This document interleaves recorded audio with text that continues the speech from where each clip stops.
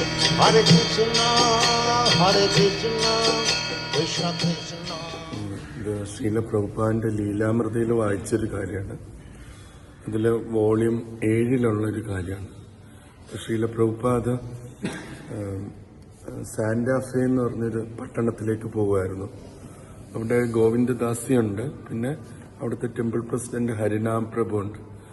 അവരെ കാണാനായിട്ട് പ്രഭുപാദ് അങ്ങോട്ട് പോകുമായിരുന്നു. അപ്പോൾ പോകുന്ന വഴിക്ക് ന്യൂ മെക്സിക്കോ എന്ന് പറഞ്ഞ സ്ഥലത്ത് ഇറങ്ങി അവിടെ നിന്നാണ് പോകുന്നത്. അപ്പോൾ അവിടുത്തെ ഒരു വലിയൊരു എയർപോർട്ടാണ് ഓഹരെ എയർപോർട്ട് എന്ന് പറയുന്നത്. അന്ന് പ്രഭുപാദിന്റെ കയ്യിൽ ധനം കുറവായതുകൊണ്ട് പ്രഭുപാദ് ഒറ്റയ്ക്കായിരുന്നു അന്ന് ട്രാവൽ ചെയ്തത്. അപ്പം അന്ന് എയർപോർട്ടിൽ പ്രഭുപാദ് ഫ്ലൈറ്റ് കഴിഞ്ഞ് എയർപോർട്ടിൽ വന്നു. അടുത്ത കണക്റ്റിംഗ് ഫ്ലൈറ്റ് ഉണ്ട് സാന്റാഫേയിലേക്ക്. ആൽബെക്രോ എന്ന് പറഞ്ഞൊരു ഈ എയർപോർട്ടിലേക്ക് കണക്റ്റിംഗ് ഫ്ലൈറ്റ് ഉണ്ട്. അപ്പോൾ പ്രഭുപാദ് അവിടെ നിന്ന് ഇറങ്ങി വരുന്ന സമയത്ത് ഇങ്ങനെ സ്റ്റെപ്പ് ഇറങ്ങി വരുന്ന സമയത്ത് വീണു, ഉരുണ്ടുരുണ്ട് താഴെ വീണു. അപ്പം പക്ഷെ അത് വലിയ തിരക്കുള്ളൊരു എയർപോർട്ടാണ് ഓഹര എയർപോർട്ട്. അപ്പോൾ ആൾക്കാരിങ്ങനെ വന്നുകൊണ്ടിരിക്കുകയാണ്. അപ്പോൾ ആ പ്രഭുപാദ് തറയിൽ കിടന്നു, കുറച്ച് നേരം ഇങ്ങനെ കിടന്നു. അപ്പോൾ ഒരു ജെന്റിൽമാൻ, ഒരു മാന്യനായ വ്യക്തി വന്നിട്ട് ഇങ്ങനെ പ്രൊട്ടക്ട് ചെയ്ത് നിന്നു, പ്രഭുപാദിനെ ആരും ചവിട്ടാതിരിക്കാൻ വേണ്ടി. ഇനി കുറച്ച് നേരം നിന്നിട്ട് അദ്ദേഹം പതുക്കെ പ്രഭുപാദിനെ ഉയർത്തി എടുത്തു. അങ്ങനെ പ്രഭുപാദ് നിന്നു. കുറച്ച് ഒരു അൺസ്റ്റഡിനെസ് ഉണ്ടായിരുന്നു. കുറച്ചു നേരം അദ്ദേഹം അവിടെ തന്നെ നിന്നു പ്രൊട്ടക്ട് ചെയ്യാനായിട്ട്. പ്രഭുപാദിനെ കൊണ്ടുപോകാനും അദ്ദേഹം തയ്യാറായിരുന്നു, അദ്ദേഹത്തിന്റെ ലഗേജ് എടുത്തിട്ട്.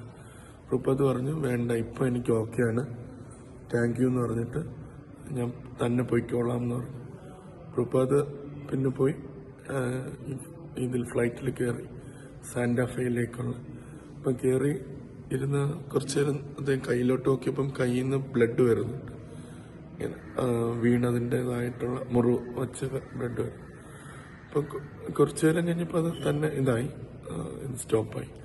എന്നിട്ട് പ്രഭുപാദ് സാന്റാഫെ ആൽബെക്കുറക് എന്ന് പറഞ്ഞ എയർപോർട്ടിൽ വന്നു. അതാണ് സാന്റാഫെയുടെ അടുത്ത എയർപോർട്ട്. അവിടെ വന്നിട്ട് പ്രഭുപാദ് വന്നപ്പോഴത്തേന് പ്രഭുപാദിനെ ക്ഷണിക്കാനായിട്ട് ടെമ്പിൾ പ്രസിഡന്റ് ഹരിനാം പ്രഭുവും പിന്നെ ഗോവിന്ദദാസി മാജി ഉണ്ടായിരുന്നു. അപ്പം ഇവരിങ്ങനെ വരുന്നു. ഈ പ്രഭുപാദ് വന്നതിനെ കുറിച്ച് കുറച്ച് അവർ അഡ്വർടൈസ്മെന്റ് ചെയ്തുകൊണ്ട് ഒരു മീഡിയ ആൾക്കാരും ഉണ്ടായിരുന്നു. അപ്പോൾ അവരുടെ ആദ്യത്തെ ഒരു ചോദ്യം എന്ന് പറഞ്ഞാൽ പ്രഭുപാദിനോട്, അങ്ങ് ഈ ഓൾഡ് ഏജിൽ ഇത്രയും ദൂരം ഇങ്ങനെ ട്രാവൽ ചെയ്യുമ്പം അങ്ങക്ക് എന്തെങ്കിലും ബുദ്ധിമുട്ടുകൾ ഉണ്ടാവുന്നുണ്ടോ എന്ന് ചോദിച്ചു.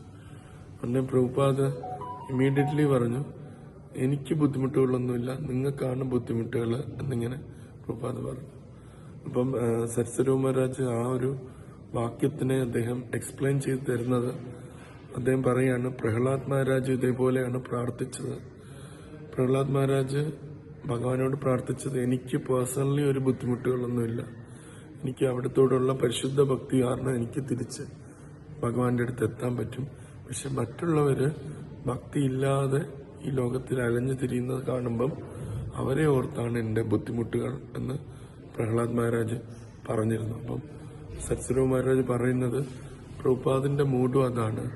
അദ്ദേഹം ഭക്തിയുടെ സേവനം ചെയ്യുന്ന, ഭഗവാന്റെ സേവനം ചെയ്യുമ്പം അദ്ദേഹത്തിനുണ്ടാകുന്ന ബുദ്ധിമുട്ടുകൾ അതൊരു ബുദ്ധിമുട്ടായിട്ട് അദ്ദേഹം കൺസിഡർ ചെയ്യുന്നില്ല.